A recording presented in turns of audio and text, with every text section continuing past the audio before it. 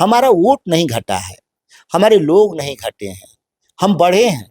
हमारी स्वीकार्यता अन्य लोगों में भी बढ़ा है, लेकिन हम तकनीकी रूप से इसलिए हार गए क्योंकि हमारे जो विरोधी हैं छोटे छोटे दल, वो एकजुट हो गए और एकजुट होकर हमको चुनाव हरा दिए। और मुख्यमंत्री तो खुद ही 5 घर मिला करके एक घर बना लिए अपने लिए। तो हमारे लिए तो कोई एक घर चाहिए।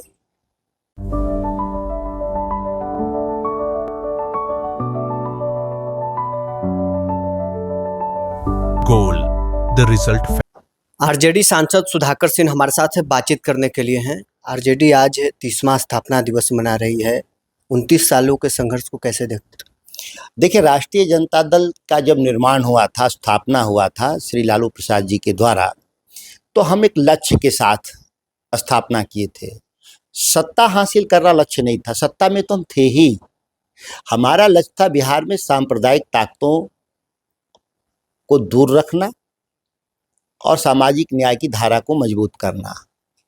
अगर हम 30 साल के इतिहास को देखें तो इसमें हम 1 मिनट के लिए भी कभी भी किसी भी लोगों से समझौता नहीं किया, और यही सबसे बड़ी हमारी उपलब्धि है स्थापना का।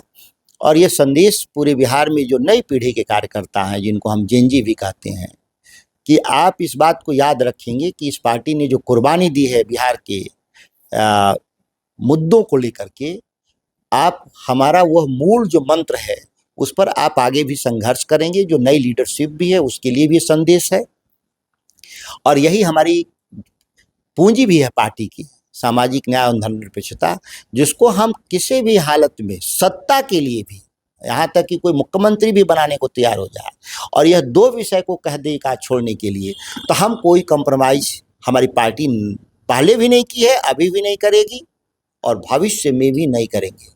विधानसभा में एक समय में आप सबसे बड़ी पार्टी थे, लेकिन आज बुरे दौर से आरजेडी गुजर रही है। देखिए, आप तकनीकी रूप से संख्या बल की बात कर रहे हैं, आप वोट बैंक की बात करें, वोट की शेयर को बात करें।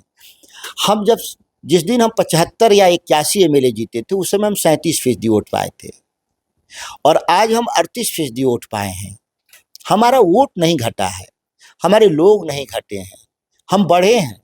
हमारी स्वीकार्यता अन्य लोगों में भी बढ़ा है, लेकिन हम तकनीकी रूप से इसलिए हार गए क्योंकि हमारे जो विरोधी हैं छोटे छोटे दल, वो एकजुट हो गए और एकजुट होकर हमको चुनाव हरा दिए।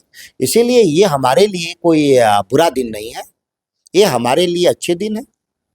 राबड़ी देवी के आवास और सुरक्षा को लेकर तेजस्वी यादव ने कहा है कि मुख्यमंत्री को तो बिहार में कैसे पलायन को दूर करना है, रोजगार कैसे लाना है, इस पर चर्चा करनी चाहिए। सच बात तो यही उन्होंने कहा, और हमारी पार्टी की यही राय रही है कि हमारे लिए आवास और सुरक्षा क्या मायने रखता है, और सरकार के लोग इसके बारे में इतना तनाव में क्यों है।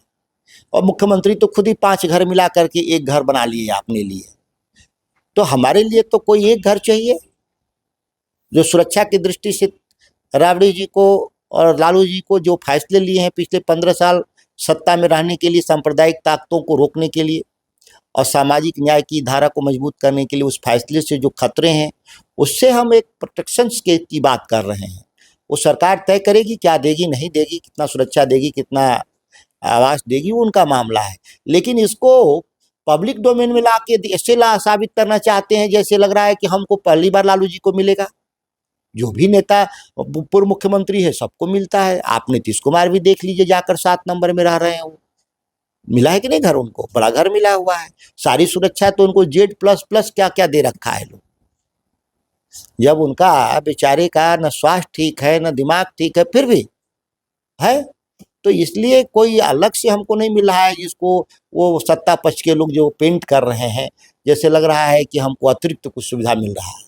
बीते दिनों आप प्रेस कॉन्फ्रेंस करके आनंद किशोर और कई आईएएस का नाम लेकर खुलासा किए थे कि बिहार में भ्रष्टाचार में इन लोग संलिप्त हैं। जेडीयू तो कह रही है कि अगर उनके पास सबूत है तो वो कोर्ट चले जाएं, जैसे चारा घोटाला में लोग कोर्ट गए थे। हम कोर्ट जा रहे हैं, वो उनको कहने की जरूरत नहीं है, वो कहेंगे तभी हम कोर्ट नहीं जाएंगे। लेकिन क्या कोर्ट जाएंगे तो मीडिया में नहीं जाएंगे क्या? चारा घोटाले में तो कोर्ट से ज्यादा मीडिया ट्रायल हुआ था। ये तो ये थोड़े से घबरा रहे हैं। हमारे तो कुछ सवाल हैं जो उन्हीं की सरकार ने रिपोर्ट बनाया है, ये मेरा रिपोर्ट नहीं न है। ईडी का रिपोर्ट किसने बनाया? भाजपा ने बनाया। अब उनका काम सुलझ गया, मतलब कि सत्ता हासिल कर लिए उस ईडी रिपोर्ट से, उसको भूल जाना चाहते हैं। हम कह रहे हैं कि हम क्यों भूलेंगे विपक्ष के तौर पे, और बिहार की जनता क्यों भूल जाए। वो लड़ाई जारी रहेगी। भ्रष्टाचार जो आपने किया है और बिहार पर 5 लाख करोड़ का कर्जा जो छोड़ा है, वो कौन भरपाई करेगा। ठीक है, भरपाई नहीं करेंगे, लेकिन आपको सत्ता से बेदखल तो होना ही होगा ना, कि जो आपने कुकर्म किया है उसका हिसाब देना होगा। क्यों नहीं कह रहे हैं लोग सत्तारूढ़ दल के लोग की ये फॉल्स रिपोर्ट है, खाली इतना ही कह दें। आप उनसे पूछिए कि ईडी का रिपोर्ट फॉल्स है, क्यों आपने रिपोर्ट बनवाया था, और क्लोजर रिपोर्ट लगवा दे ईडी से कि नहीं कुछ भी मामला नहीं था।